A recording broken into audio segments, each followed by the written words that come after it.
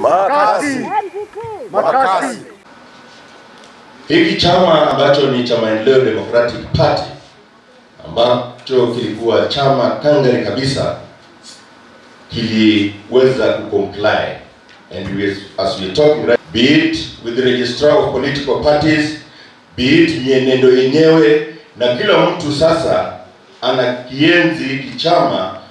Maendeleo Democratic Party is holding its NDC today in conformity with the Political Party Act requirement, and we are here to basically focus on a number of issues, and key to this issue is the way forward that the party is looking at charting, the path the party is looking at charting, and how it shall conduct itself in the forthcoming national elections.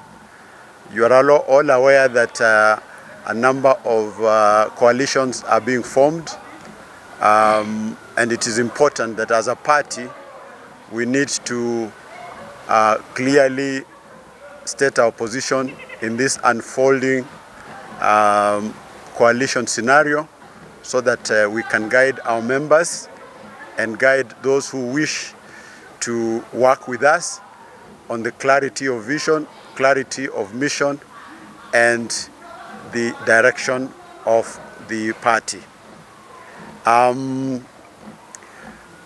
I've come in as the new party leader. Obviously, the party is well established. Maendeleo Democratic Party was established in 2007, and it has been playing a major role in the political scene of this country. It has had quite a number of politicians running on the party, starting all the way from the MCA position all the way to members of parliament position. So it's not a new party. What we are here to do is to be able to define clearly our position in the unfolding scenario in the forthcoming national elections. We had a NEC meeting, and we got guidance from the NEC meeting that the direction that the party should be considering is the direction of Azimio. But we want that endorsed when we have our NDC this afternoon, so that we all know that we have agreed to go to the direction of Azimio. But I think the thinking from the NEC meeting of yesterday is that we are friendly to Azimio La Umoja.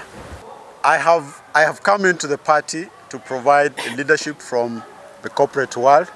I have looked at the history of the party in terms of how they conduct their affairs. Maendeleo Democratic Party conducts free and fair elections.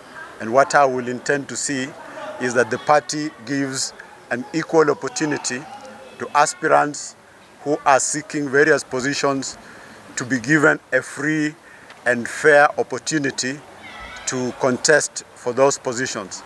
So I will guarantee that if you are coming to a party to seek any position and there is a nomination process, that process will be free and fair. It is the only way you can get candidates who have the chance to win in the final elections when elections are done on the 9th of August this year. I am coming from the corporate world into the public world, and I have been heading a corporate organization, Metropole Corporation, but now I'm coming into public life, and I have taken the challenge to now head a political organization.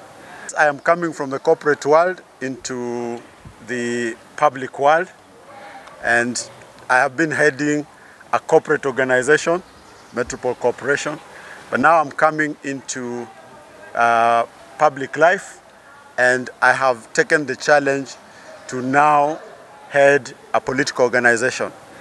I know the structures of how an organization runs, except that the focus is different. And therefore, both organizations, both the corporate organization and the political party are guided by clearly defined acts of government. The party is under the Political Parties Act. I have read that act. I have read the party constitution. I know how politics is conducted in this country. Although I have not been on the forefront of running for political office, but I have been in support of various candidates who have been seeking various political offices.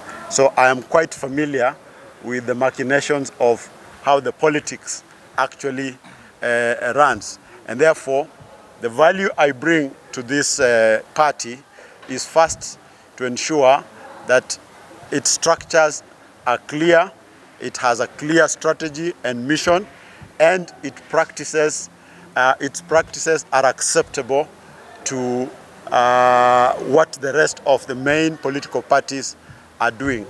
You will agree with me that if we run this party well, in another 5 to 10 years, it will also become one of the major political parties in this country.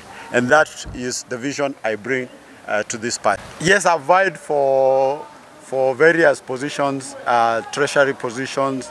I've vied for chairmanship positions in the corporate world, yeah, but not in the political world. So I am quite familiar with how you organize elections, whether it is within a small organization or whether it's within a large organization. I think in terms of my status and the commitment that I have for the party, I can summarize about Kakamega. And the summary I have in Kakamega is that the outgoing governor, being the first governor, has done two things. He helped establish the county government, because when he came into office, the government structures were not there, and that he has done very well. He also started embarking on development projects. He's done a few infrastructure projects, but basically when you ask people in Kakamega whether they are feeling the impact of devolution, majority of them, nearly all of them, will tell you that they have not felt the impact of devolution. It is now time that the next governor focuses on the priorities of the people and ensures that even if there was infrastructure that was done, it is made possible for people to connect to that infrastructure so that they can benefit from the infrastructure.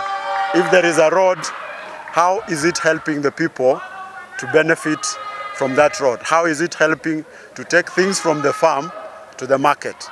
How is it helping those people to improve agriculture? So when you look at the life of the average person in Kakamega, actually life is becoming more expensive, because it is now becoming clear that people are bringing things from outside to come and sell in Kakamega, and therefore the prices are going up. What we need to do in Kakamega is to empower the people to start producing their own things, so that they can also take things they have produced from the farm into factories. We want to establish factories. We don't have to take things direct from the farm to the market, because if you do that, you do not fetch good prices. So it is about focus on the people, it's about empowering people, it's about ensuring that people begin to feel the impact of devolution. That is the biggest gap I see in that county. MDP has friends, and it had invited a number of friends. Some of them are saying they are on the way. I think one has arrived from MDG. You see him here. And therefore we are a friendly party. We welcome friends and people or parties that share our ideals. And that's not an issue as far as I'm concerned, because I've discussed with quite a number of other parties, and they are supportive of our initiative.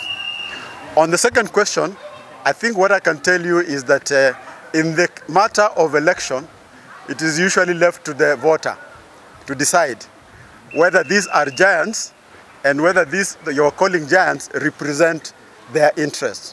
What I know is that I have come with a focus, and I'm talking to the voter, and I am resonating with the voter. At the end of the day, I think the voter will make the wisest choice. What I have done, I can also say that it's a matter of strategy. It's a matter of strategy, how you approach this whole business. Each of these candidates have their strategy. Those who are in office, like Cleophas Malala, it is part of what they do every day. Boni Khalwale is part of what he has been doing every day, so he has to appear in the public.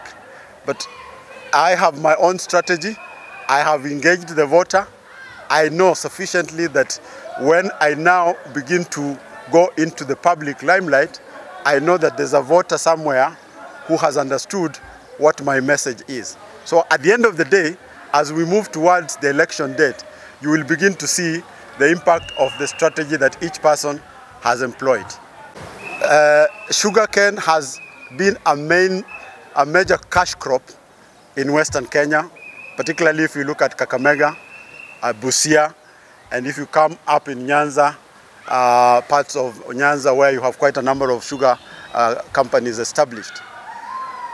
People in Western Kakamega had built a life around sugarcane farming.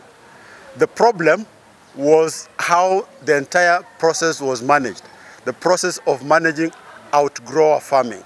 I think priority was given more to factory issues than the farmer. So the farmer has been going through a process that was not fair to them. When the sugar factory started, farmers were happy. They deliver their cane to the factory and they get paid money. They get paid a net positive, which was impacting their lives. As time went by, farmers continued delivering sugarcane to the factory, and you find even after you have delivered, you are being asked that you still owe money to the factory. So the problem started with how the management of the farmer who was growing the sugarcane was being handled. But if you come at the factory where the focus was, corruption entered the factory. And therefore, you find that with the corruption in the factory, the farmer got neglected. And therefore, the collapse of the entire industry was that the farmer could now not supply the factory with the required raw material. So the whole thing became a fiasco. The position I hold is that sugarcane is still viable in Western Kenya, in Kakamega.